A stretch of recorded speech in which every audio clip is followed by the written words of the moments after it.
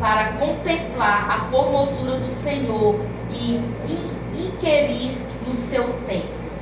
Isso aí, inquirir quer dizer entender, aprender, né? Trazer, colocar no meu coração. Então quer dizer, o salmista ele vai falar: eu não só conheço, mas eu prossigo em conhecer. Por quê? Porque eu estou na casa do Senhor.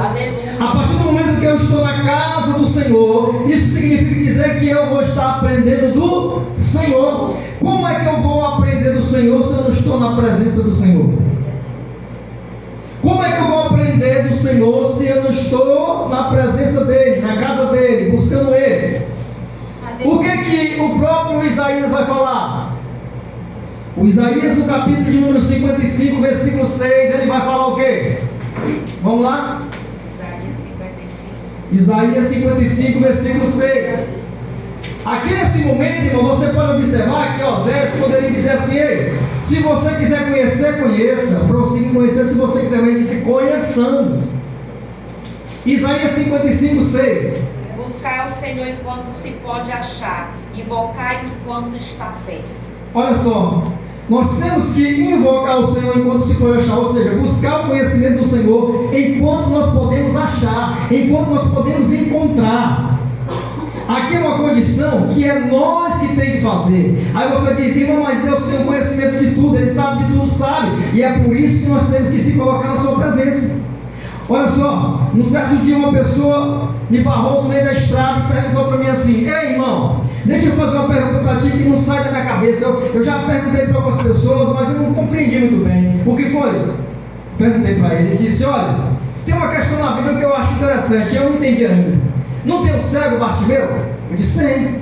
Quando ele chegou na presença de Jesus, ele era cego, né? Justamente. E aí, o que Jesus vai falar para ele? O que queres que eu te faça? Aí ele perguntou para mim: não estava notório que ele era cego? Né, irmão? Se a gente for olhar com nossos olhos, né, material, vai dizer: rapaz, o que Jesus vai perguntar se o homem é cego?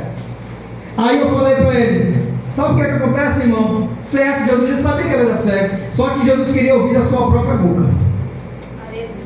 Jesus, ele sabe o que necessitamos, mas ele quer ouvir da nossa boca. Amém. Alguém pode dizer assim: ah, mas ele é cego, Jesus está... Não, ele quer saber o que está no teu coração. É interessante, irmão, porque no meio da multidão o Senhor ouve muitas vozes, né? No meio da multidão o Senhor ouve muitas vozes, mas aqui nesse momento você percebe que o cego teve um encontro particular com ele. E agora ele começou a conhecer e prosseguir em conhecer. Por quê? A partir desse momento ele não vai ficar mais cego. Aleluia. Jesus poderia muito bem dizer assim: eu sei que tu é cego, né? Eu sei que tu é cego, tu quer ficar curado? Não, Jesus ele vai fazer uma pergunta para ele que parece até meio sem lógica, mas ele está dizendo: eu vou dar um exemplo através da tua vida, porque eu quero ouvir do teu coração. Glória a Deus. Enquanto ele estava clamando no meio da multidão, as pessoas dizem: não, mas ele sabe que é cego. Mas Jesus agora vem na intimidade. O que é isso, irmão? É conhecer e prosseguir em conhecer. Amém. Todo mundo diz: ah, eu conheço, mas prossiga em conhecer. Porque a partir do momento que você prossegue em conhecer, você não vai ficar tão somente parado em uma situação. Olha só o que aqui o próprio Jó vai falar. Ele vai dizer assim: ó, antes eu ouvia falar. Antes eu ouvi alguém falar: olha, Deus é assim, Deus é fiel. E o que chama a atenção, pastor, é que ele oferecia sacrifício.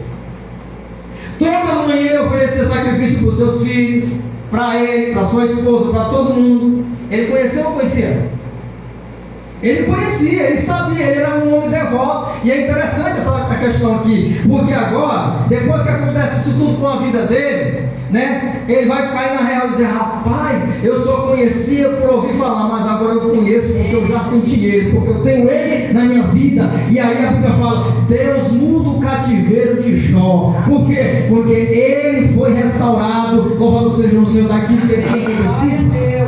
A nossa vida, irmão, às vezes fica limitada, porque às vezes a gente fica parado dizendo: não, eu já sei, né? Eu já sei. Eu sempre gosto de dizer uma situação: quanto mais a gente sabe, a gente aprende que não sabe. Não é verdade? Quanto mais você entende, rapaz, eu já li essa palavra aqui, irmão, só para você ter ideia, mais de 10 vezes. Mas quanto mais eu leio, eu penso: eu quero aprender mais. Por quê? Porque a gente pensa, a gente fica limitado: meu Deus, eu já sei. Não, irmão. Não sabe de nada. Por quê? Porque a palavra de Deus comum, a gente até enjoava, né? Jogava no canto e dizia assim, eu quero saber esse livro. Quem que gosta de ler um livro de matemática? Quem que gosta de ler? 10 vezes, 20 vezes? Não tem como, irmão. Agora a Bíblia Sagrada, quando você começa a ler ela, aí ela começa a te esclarecer. Ela começa a dizer assim, olha, isso aqui está errado, isso aqui está certo. Vem para cá, faça isso, vem para cá. Né? E aí nesse momento você pode observar que esse conhecimento foi revelado também através de quem? De Cristo. Cristo Jesus, quando estava aqui na terra, irmão, você observa, chama a atenção aqui uma situação, antes dele começar o ministério dele. Antes de começar o ministério de Jesus, ele foi colocado numa situação que algumas pessoas vão parar para pensar e dizer assim, mas por que ele foi para ali? Jesus, ele poderia, irmão, quando ele começou o ministério, ele poderia sair do batismo dele, aquela trajetória do batismo dele, e já começar a pregar, não é verdade?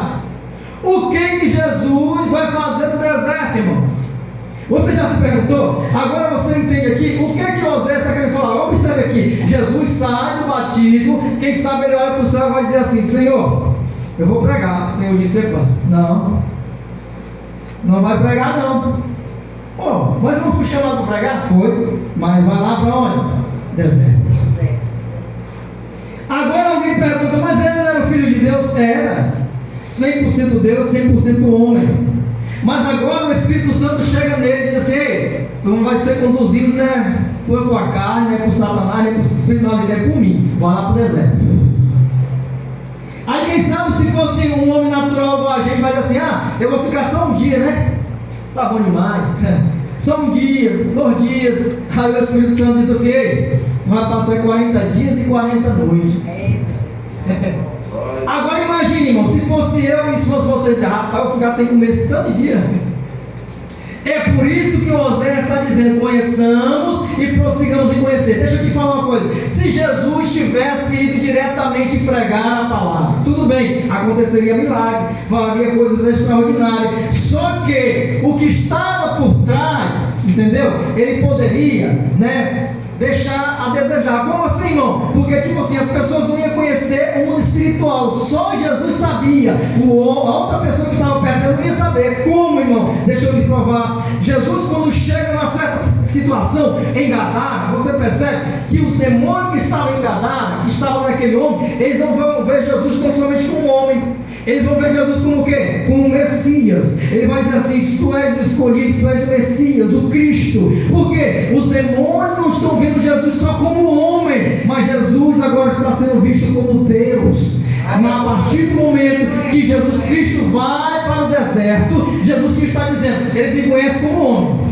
Se eu chegar aqui e pregar, todo mundo vai me aceitar. Só que tem uma situação mais extraordinária, o espiritual. Ele vai para o encontro com Deus, porque ele estava em carne. Quando ele se encontra no encontro com Deus, 40 dias e 40 noites, mortificando a carne, Satanás se aproxima dele. Aí, louvado seja o Senhor. Isso é interessante, irmão, porque Jesus, ele tinha poder para fazer tudo, só que ele queria provar que o espiritual é real. Quantas pessoas passavam por lá e começavam a olhar para aquele homem gadareno e diziam, rapaz, isso é besteira.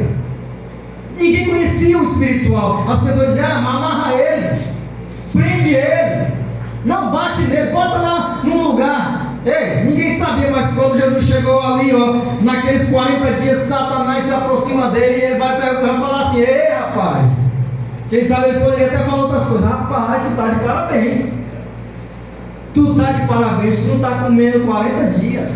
Mas ele é mais ousado, ele vai dizer assim, se tu és o Filho de Deus, transforma o quê?